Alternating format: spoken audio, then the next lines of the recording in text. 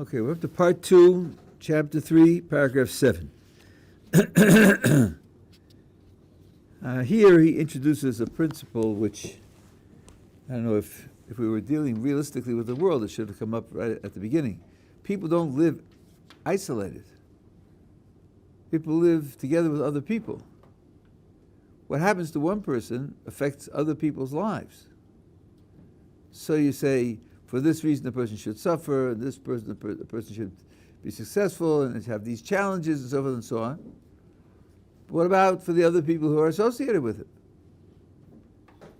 So let's say one of the examples we gave at the very beginning was a person who earned a lot of money, became quite wealthy, and then lost it all.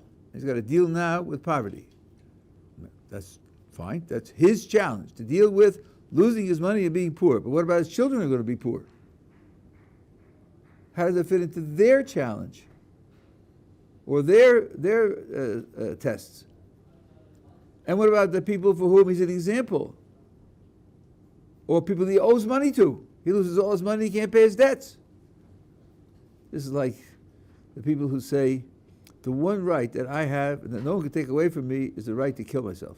It's my life, and I can kill myself. Right? And you just say, the representative from the bank saying, you want to kill yourself? Fine, but not until July, because in June you have to pay the debt. Kill yourself after you pay the debt. What do you mean it's your life? Excuse me. You owe money to people. Okay, let's not talk about money. Let's talk about people who invested in you, like your parents, who are going to be devastated. That's not relevant? Is it really your life? You don't live isolated. So here he's now going to say that what happens to a person in this world depends also on what happens to other people.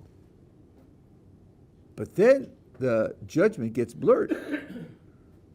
Given all the principles that we've seen so far as to why what happens to a person, it was always on the basis of his life. Whether he's done a good or bad, or what his particular purposes in the world, or whether he needs to be awakened to reassess what he's doing, it's all on the basis of what's defined in terms of his own individual life. And now, all of a sudden, the waters become muddied. And you have this in statements in Chazal over and over again. Jacob's daughter, Dinah, got raped. So,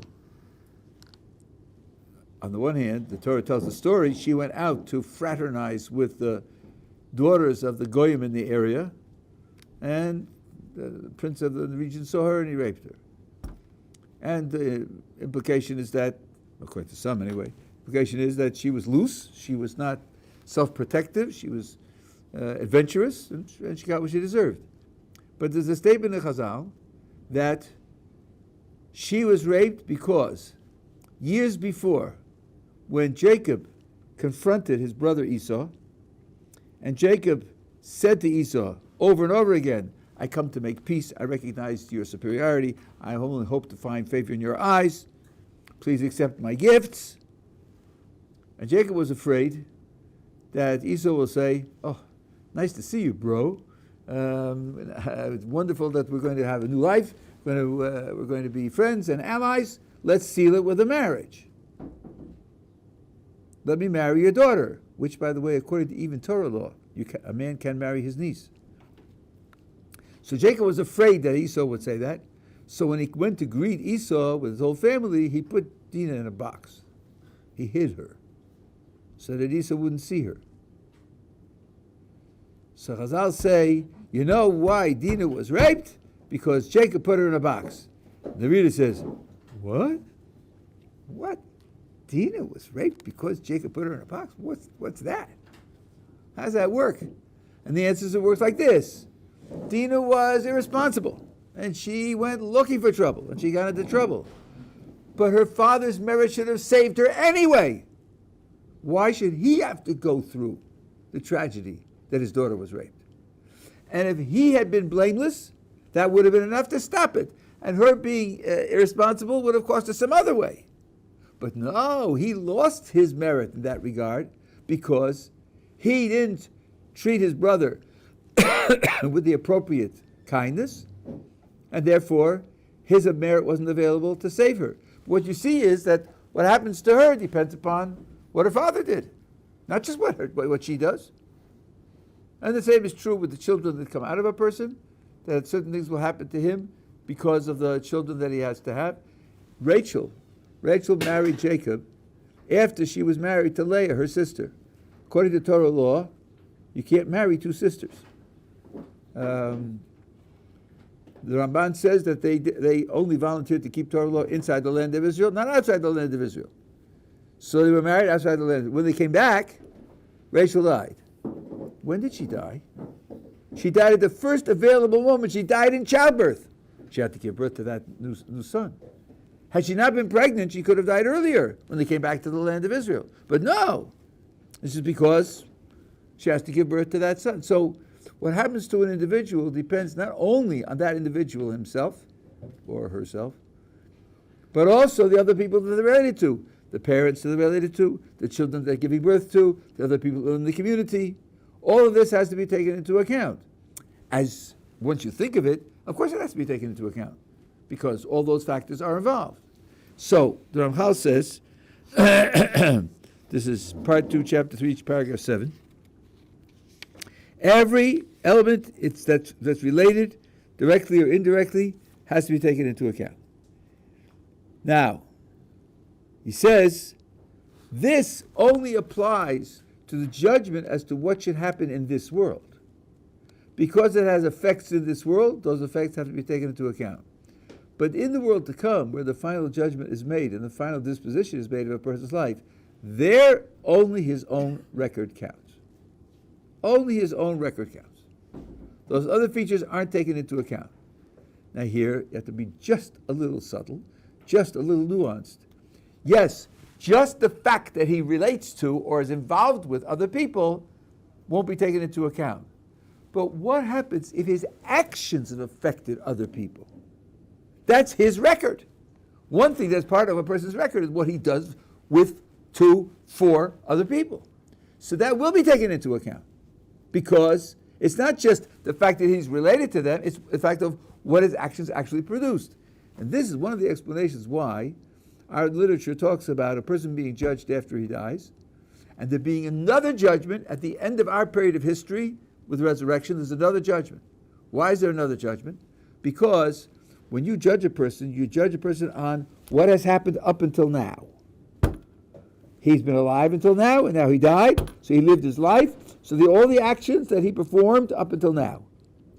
But those actions create realities that continue to exist after his death. And those realities can pile up throughout the subsequent generations. And if you learned about chaos theory, then you know that entropy doesn't wipe out a person's influence always.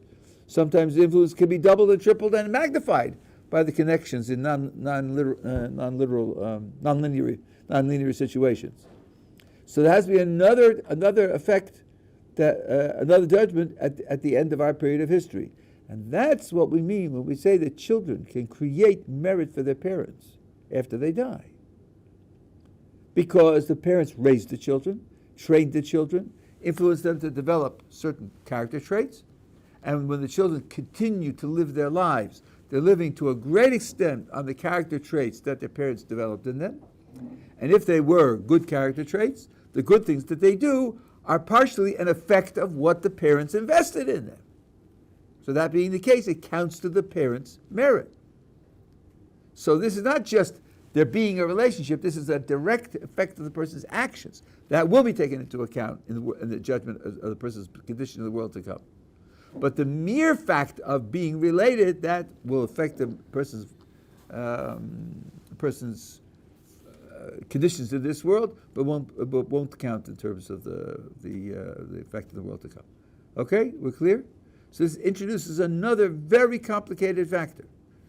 When you see something happen, for example, the Gemara says that Hillel is mechayev es ha'aniyim. Hillel makes poor people responsible. I don't know if you've heard it. Maybe you're not yet in a situation where you're paying serious taxes and so forth and so on. But there are people who will tell you, yeah, the taxes and everything else, that's for people who are making it. People are making it. But I'm not making it. I don't have my basic needs, I only have 2 cars, not 3 cars. I live in Los Angeles. Everybody has to have a car and a half in Los Angeles. So I just don't have what I need. So I said, it wasn't meant for me that I should pay taxes. It's not fair that I have to pay taxes. Hillel was so poor, he didn't have the equivalent of a dime to pay to go into the house of study. And the story is told that he wanted so much to study that he couldn't bear the thought of being absent. So he climbed up on the roof at night and he listened through the skylight, which apparently was not sealed carefully. And he listened so he could hear what's going on. It was forbidden him to go inside, and he couldn't pay the coin to go inside. Nobody said he couldn't listen through the roof. And that night, it was very cold, and it snowed. And in the morning, he was found partly frozen under the snow because no light came in through the skylight. So they went up to check what was going on, and they found him up there. And then they said, okay, from now on, you can come in for nothing. So it says, Hillel was Mechayv Hanim.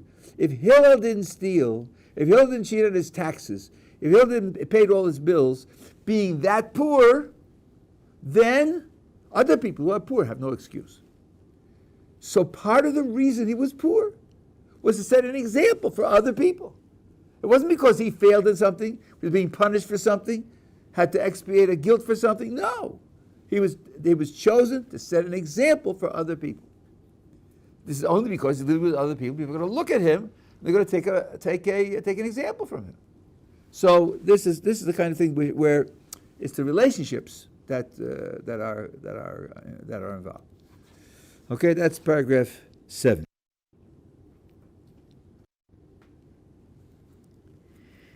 Now, paragraph 8, it introduces a new rule, a rule which is quite different from everything else we've seen before and needs considerable thought to explain.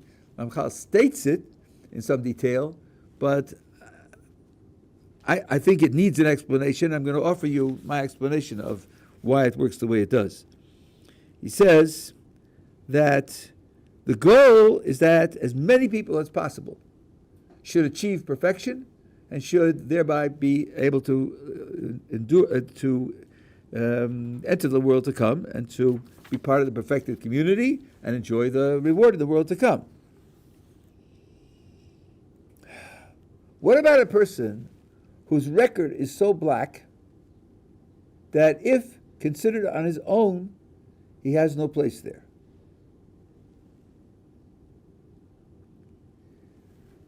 So then these people who are individually so black are going to lose out.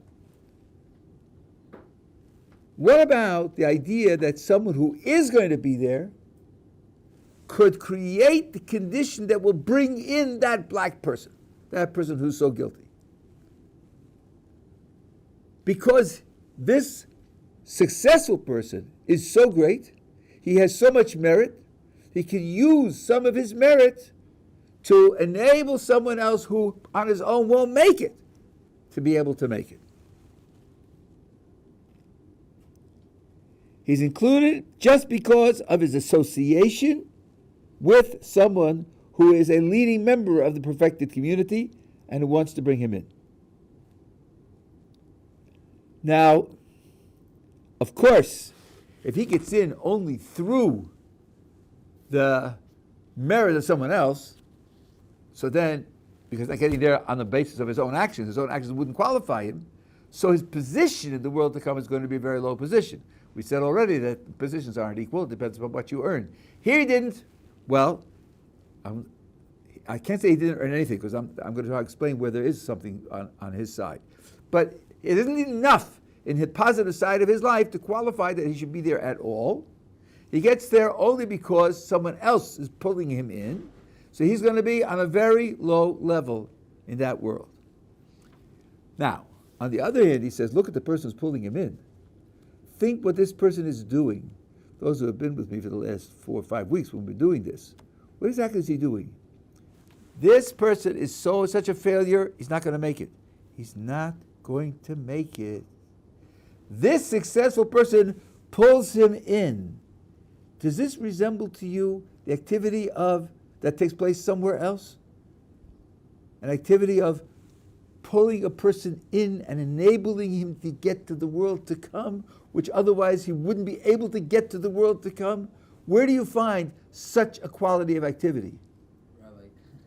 Who? A rabbi.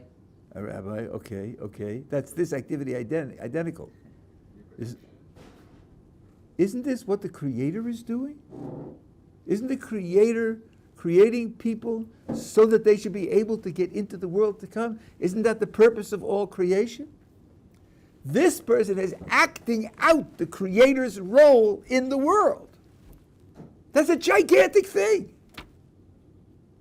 Kadosh Baruch Hu creates each person, invests in each person, wants each person to succeed. This person's activities are so bad, he's put himself in a position of failure. This successful person pulls him in. The Mesilas Yesharim, written by the same author, says that if you love someone, imagine you love someone and his child is in danger of drowning. What more could you do for a parent than save his child? There's nothing more that you could possibly do. If you love the parent, so then of course you're going to want to save the child. If you love HaKadosh Baruch Hu and understand that all people are his children, and HaKadosh Baruch Hu wants them to succeed, and this person is, by his own actions, failing and is going to be lost, and this person pulls him in, there's no greater expression of love for HaKadosh Baruch Hu than to save his own child from being lost. This person is doing something that's enormously godly.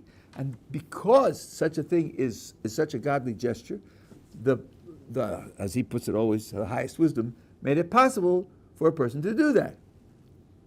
Now, when you read that, I thought when I first read it, but look, we talked about a person creating his own position in the world to come. We spoke about the nature of reward. We said the reward is not like money. Because if you have money, you see somebody walking along with a check, $3,000 for a week's work, you don't know whether he's an accountant or a plumber. Probably a plumber, they make more, right? It's just money. Money is dollars. Money doesn't distinguish what you did. Reward in the world to come isn't like that. Reward in the world to come is more like the following. People become struck with nature. They want to live in nature. They don't want to have electricity, and they want to build a home for themselves out of natural materials, and they spend 10 years building themselves their own home. And then they live in the home that they built. They created their environment. They didn't make money being a plumber and then buy it. No, they made it for themselves. What we do in this life, preparing for the world to come, is like building your own home. You make out of yourself the kind of receptacle that can appreciate what's offered in the world to come. Now, my example was Beethoven. You're given a lifetime to build a receiver that receives broadcasts of music, and then everything about your experience of the world to come depends on how you constructed the receiver.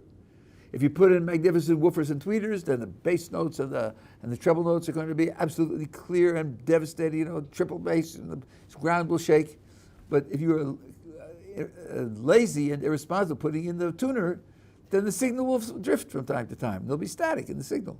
Everything about what you have in the world to come is a matter of what you create for yourself.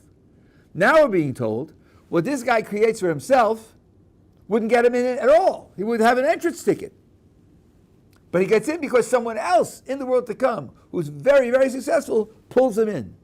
Why doesn't that contradict the picture that we saw? So I think there are two features which together explain why it isn't a contradiction. Let's ask how black this guy is. How black this guy is. Did you ever hear of conscience money? Conscience money means I'm doing X. X is wrong. X is illegal. X is against the public morals and the rest. But I know where I can pay to get off. Pay not to be prosecuted. There was such a thing in the medieval church where you could pay for your transgressions. You could even pay in advance. You give them some money, and then you're free to commit the transgression next month because you paid for it already. I think it was called indulgences, if I'm not mistaken.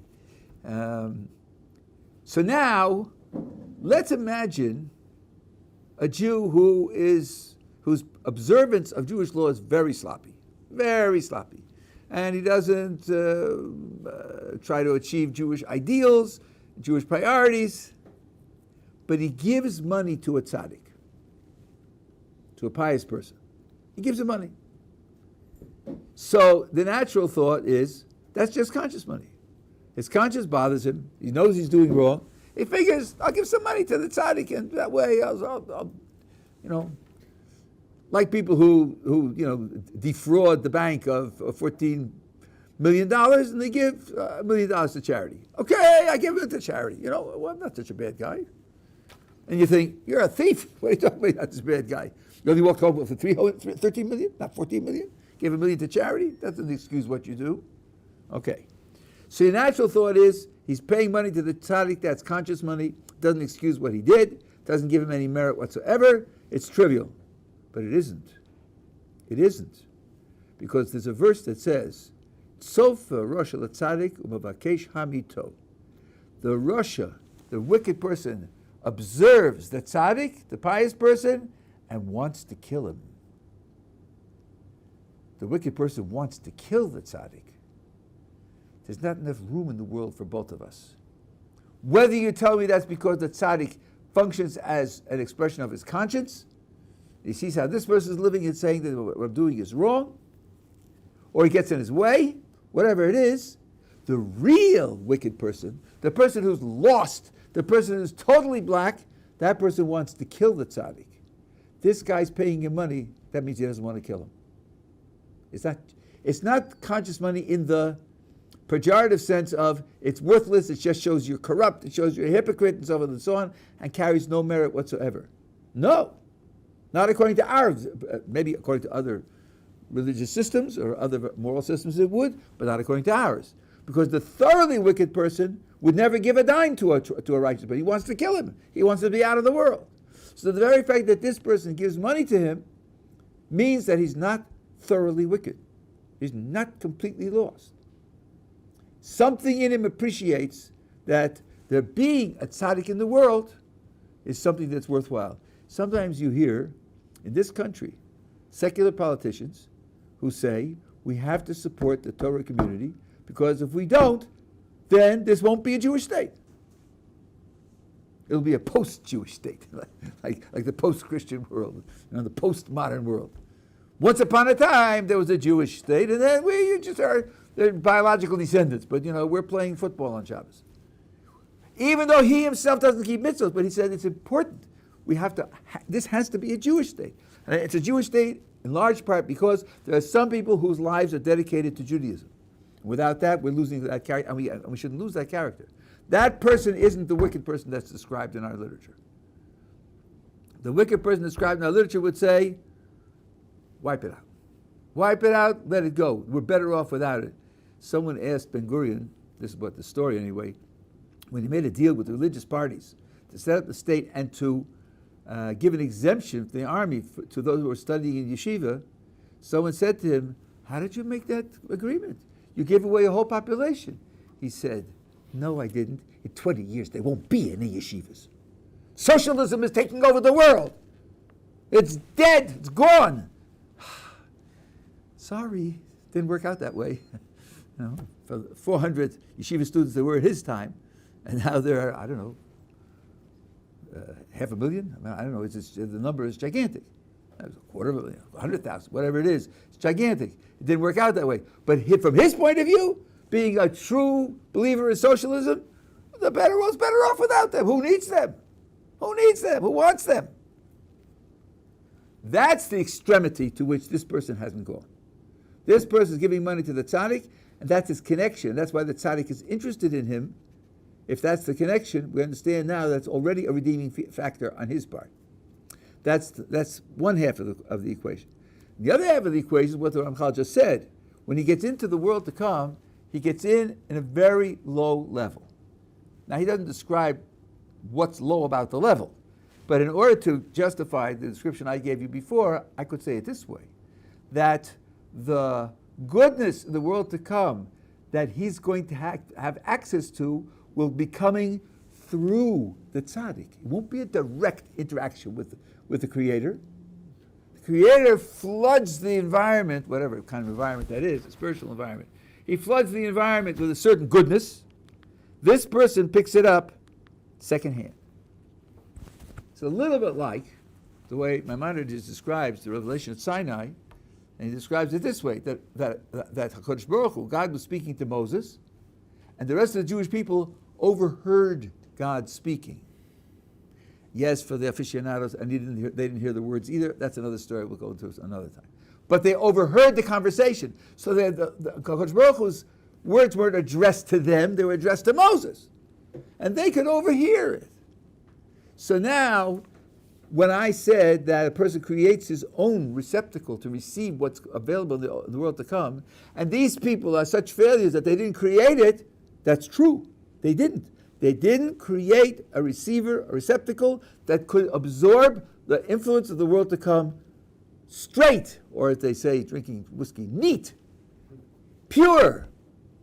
But if it's filtered through the tzaddik, if it's only a filtered reception, that they could get.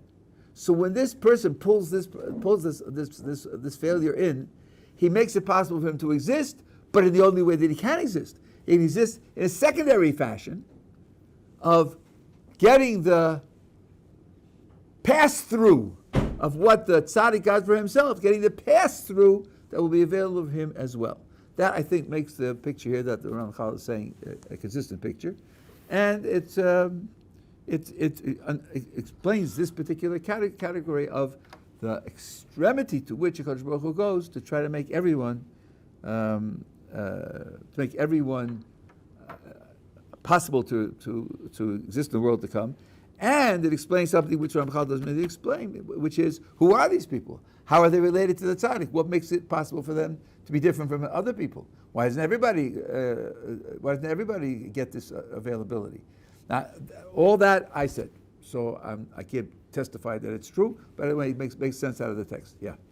I know that the choice says that you should surround yourself with the right people because like your environment has an effect on you. So putting this person who's so to speak black in, won't that have some influence on him as well? And slowly lessening, if he's giving him a part of it, won't that lessen from his? It's a nice question, but we're dealing now with Olam Haba. In Olam Haba, there's no free will. There are no choices to be made. It's not possible for a person to improve. You improve through your choices. The environment can influence you to make choices one way or another. But if there's no free will, there are no choices, there's no possibility of improving. So it's true in this world, but it's not going to be true in that world. Yeah.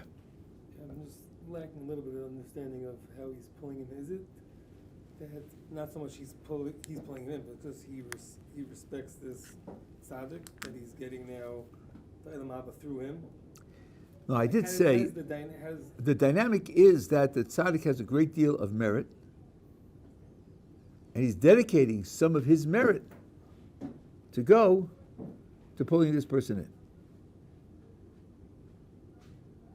Even though he didn't gain, he only worked by giving him tzedakah. He didn't really gain that merit. That merit is still not coming from him directly. I don't know what that means.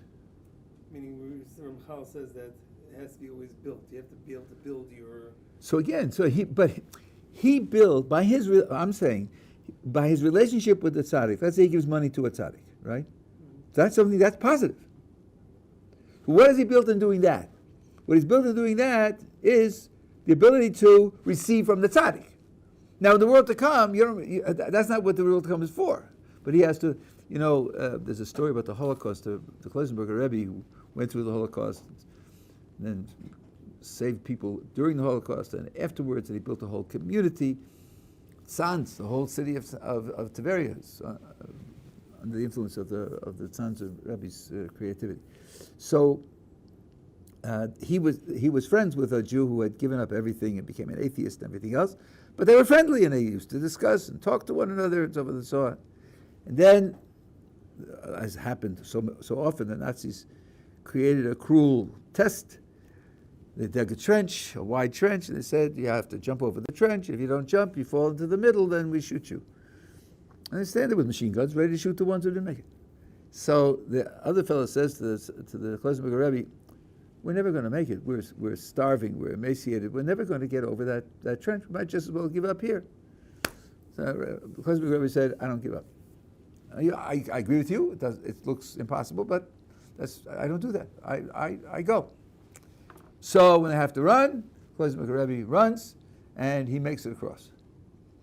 He looks around. He sees his friend, the non-believer, so he's also standing there. So the friend says to the academic Rabbi, how did you make it across? He said, I pictured my ancestors, and they came to help me, and they jumped, and I held onto their coattails, and they pulled me over. And how did you make it? He said, Rabbi, I held onto your coattails, and you pulled me over. So there is this idea that if you make it available to yourself, if you identify with it, then it's something that can help you. See, of course, you can't do it for yourself, but on the other hand, your position is not zero. You have to take advantage of the opportunity. I can't help. I have to tell you a story, but this is a story that happened maybe 50 years ago, which gives you a good example of this. And this was only a child. This happened in London about 50 years ago. There was a wealthy, semi-assimilated Sephardi family, and there was a young boy there. Let's say he was 8. I don't know his exact age, and he had a big problem. His big problem was two older sisters. I'm sure you can't imagine that, but he was suffering from that, and they made his life miserable. One day he went up to his room and he said, of course, because they're Sephardim, they have basic belief. They know there's a God, they know there's a creator, they know there's a Torah. It's just that how much of it I do is, up to me and up to my circumstances and so on and so on. So he says, he's crying, he says, God, I can't take this. This is terrible. My life is terribly painful. And I know what I need. I need a baby brother. If I had a baby brother, then my life would be wonderful. So I'm asking you, please give me a baby brother.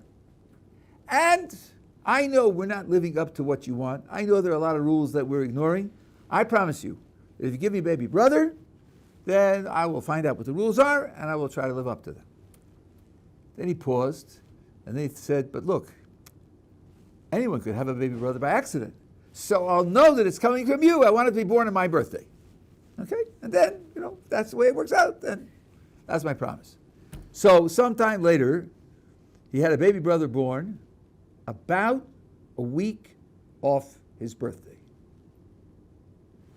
Now here's the fork in the road. Two possibilities. You're God, you're all powerful, you have everything under your control. If it's a week off, it's an accident, it's not coming from you, it's meaningless.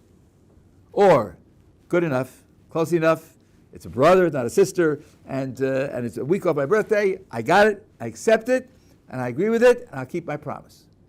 When he became to be 12 years old and was preparing for his bar mitzvah, he said to his father, listen, I want a real bar mitzvah. Send me to one of those people who know what it is and have a tradition, and so he'll teach me to have a real bar mitzvah. So he sent him by this rabbi, who happened to be an Ashkenazi rabbi,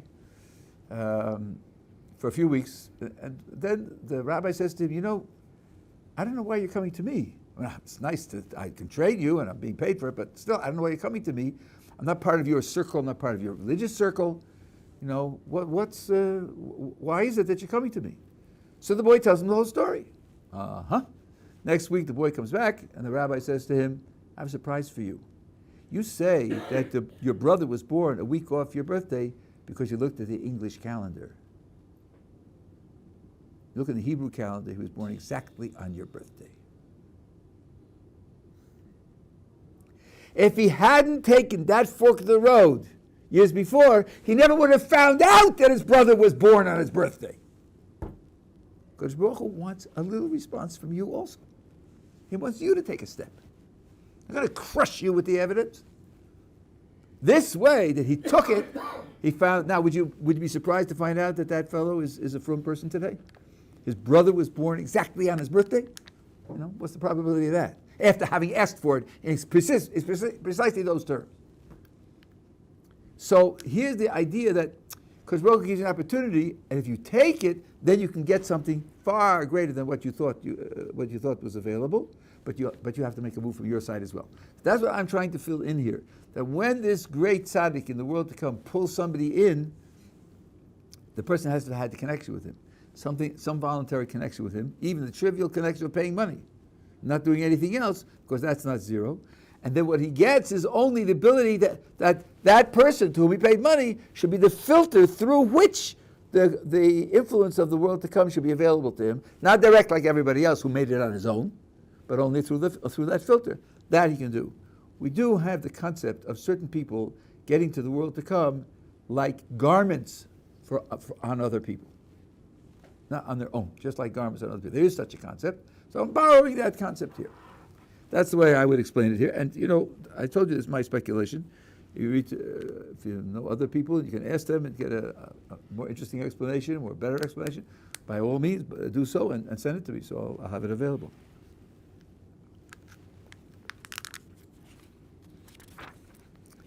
Now, when this happens, there's a kind of cyclical effect that happens especially in this world where a person brings a person back. Oh no, I'm sorry. This is another thing, right? This is another thing. We have sources, classical sources, that a great person can suffer to protect the people of his generation from a worse disaster. Great righteous people suffer to protect other people in the generation from a terrible disaster. Their merit, together with that suffering, protects them. So the first thing that occurs to people when they hear this is that that's dreadfully unfair. You're taking the good guy. The guy is doing the right thing. The guy is succeeding, and you're causing him to suffer so as to protect other people who are failing. What kind of justice is that? The answer to that question, I think, is that it's something different from justice. When you will have children, you will go through this. I don't know if you've ever heard of colic. Colic is a horrible condition that babies have. They can cry for 2 weeks straight. They barely eat, they barely sleep, and they're screaming for 2 weeks. There's some theories of what it is, intestinal pain or whatever. Whatever the child goes through, the parents go through 10 times as much. So you're up day and night, you're carrying the child, singing to the child, playing Beethoven on the loudspeaker, to try to calm the child down. What did you do to deserve this? No parent asks himself that question. The parent says, my child is in pain. My child is suffering. What can I do to help my child? Why would you think that the great people of a generation wouldn't feel that way about the other people in the generation? Why wouldn't you think they would feel if the attribute of strict justice sees so much failure and decrees a disaster for the generation, and I could protect them? Of course I want to protect them. I mean, I don't deserve to suffer because I'm doing a good job. So what? I can protect them. So he wants to protect them. He takes it upon himself with love that he can save them. Now, the Ramchal now applies a kind of Talmudic logic to show you, this is like a recursive function in mathematics, how you get into a loop where the actions of the tzaddik become more and more powerful. Because, let's imagine this tzaddik, nobody's perfect, he has faults also. Maybe there's a certain amount of suffering that he deserves in this world for the sake of his faults. Call that amount 10. But God doesn't give him only 10, he gives him 20. That means there's 10 units of surplus suffering, and that suffering goes to protecting the generation. Now, being willing to take upon yourself suffering for the sake of the generation is a wonderful merit. It's a wonderful spiritual gesture, which means that the spiritual level of the tzaddik goes up. But if the spiritual level of the tzaddik goes up, then he deserves less suffering. So in the 20 units of suffering that he's enduring, instead of it being 10 for himself and 10 for the world, the amount needed for himself now goes down to 8, and there's 12 for the world. And because he's taking on 12 for the world, it's a bigger spiritual gesture. And because it's a bigger spiritual gesture, his spiritual level goes up. And since his level goes up, he deserves even less suffering, 6. And now it's 14 for the world. It's a cycle where his merit goes up, and then the suffering that he's enduring for the world becomes more and more effective. Even though it's the same amount of suffering, from the beginning, the total is still the same. It might not be the same either, but even if the total were the same, it does go up. It goes up because his merit goes up, and if he deserves the suffering less, and since he deserves it less, there's more surplus left over to be able to help the world. You have to say, though, that's before the suffering actually occurs. Otherwise, after the fact, you can't subtract. Meaning the fact that he's willing to take upon No, himself. beforehand, right. Okay. Okay, yeah. If he deserves only 8 units of suffering and he's currently experiencing 20, why wouldn't the total suffering go down to 18?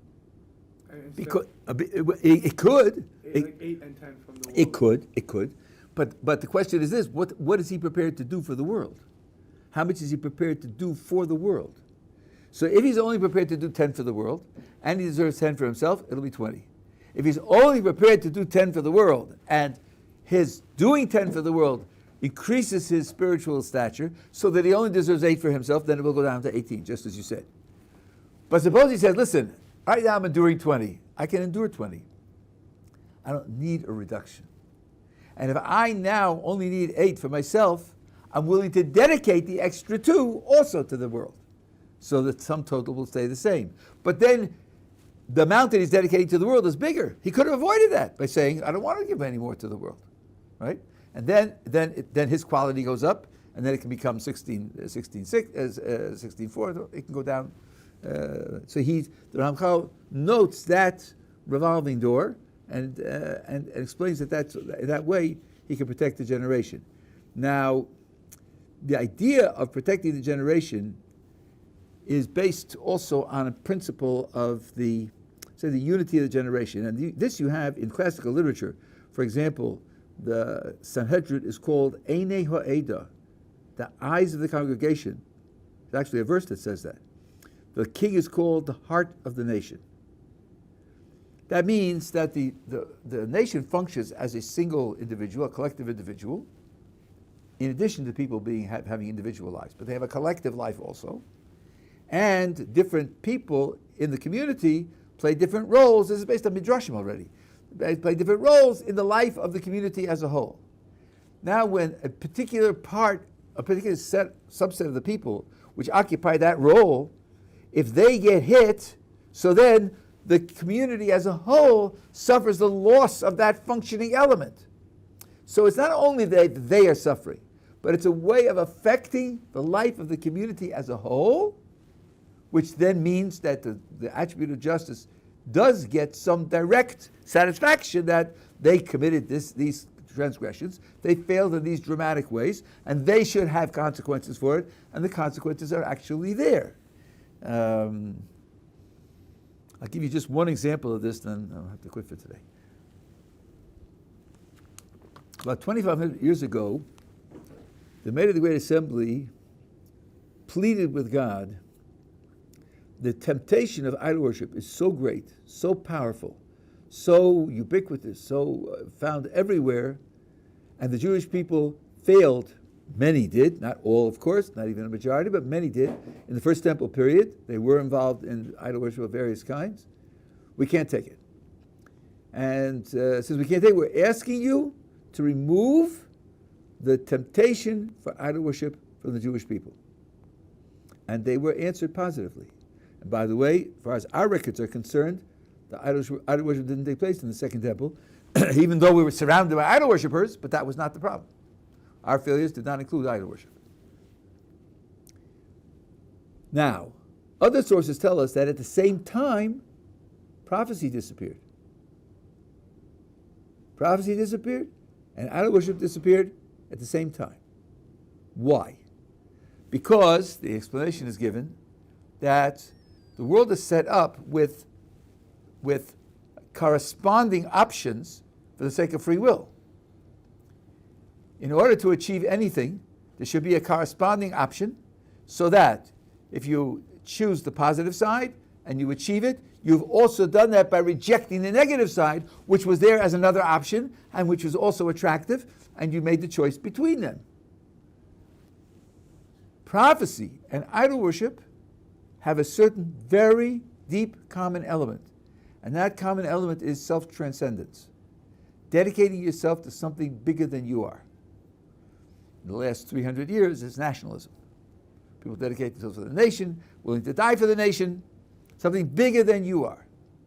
Now, the difference is that prophecy requires extraordinary, exquisite moral and spiritual training, which could take decades before you're in a position where you could be eligible for prophecy, whereas idol worship is sort of lickety-split. Offer a sacrifice to the idol and drink some scotch and dance around the campfire and throw firebrands into the air, and you're inducted and you're part of the idol worshiping group. In both cases, you're dedicating yourself to something beyond yourself, something that transcends yourself, and one is easy, cheap, and false and phony, and the other is very difficult and real. And the choice between them was crucial. So if we asked, as we did ask, that the desire for idol worship should be taken from us, prophecy was also taken.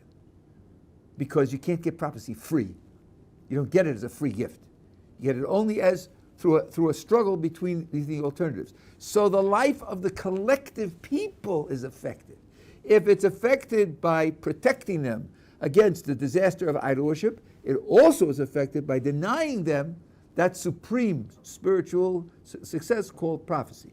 The two of them are there to create a certain impact on the life of the people as a whole. Before that, prophecy was very widespread. Our sources tell us that from the time of the Exodus until the beginning of the Second Temple, when this took place, there were 1,200,000 Jewish prophets, 600,000 men and 600,000 women. Not counting the people who left Egypt, who stood at Sinai. Which means in every generation there were prophets. So many prophets that every person knew prophets. Every person could talk to a prophet. If he had a spiritual question, what does God want from me? He could ask the prophet, and the prophet would tell him. Spiritual knowledge, divine knowledge was available to people. After that, it was lost, largely lost. We have certain features of communication which are much less than prophecy. They still attend us, but the vast majority was lost. And they were lost simultaneously because of the impact on the life of the community as a whole. That's the point that I'm trying to make here. That these what happens to these people affects the life of the community as a whole. So you have these people called Eini Ha'eda, the eyes of the congregation. They can see in the distance, they can see to analyze, they can see to appreciate, and we lost the Sanhedrin years later, not at that time, but 1,000 years later, lost the Sanhedrin. We lost the eyes of the other congregation. We're walking like people who are walking with blind sticks. We're without the Sanhedrin to lead us, we're walking to a large extent blind. That's what happens to the character. So when the attribute of justice says they failed and they don't deserve to exist, because Baruch Hu says, if I make them blind, and in our sources a blind person is equivalent in some ways to a dead person, is that enough? I'll make them blind. Okay, so I take away the Sanhedrin. They continue to exist, wandering instead of focused and dedicated and attached to the appropriate ideal, and that's enough. That's how the protection works, because of the role that these people play vis-a-vis national life. So it isn't just arbitrary that this person suffers and that person gets the benefit of it. That's this principle that some people can suffer to protect the generation.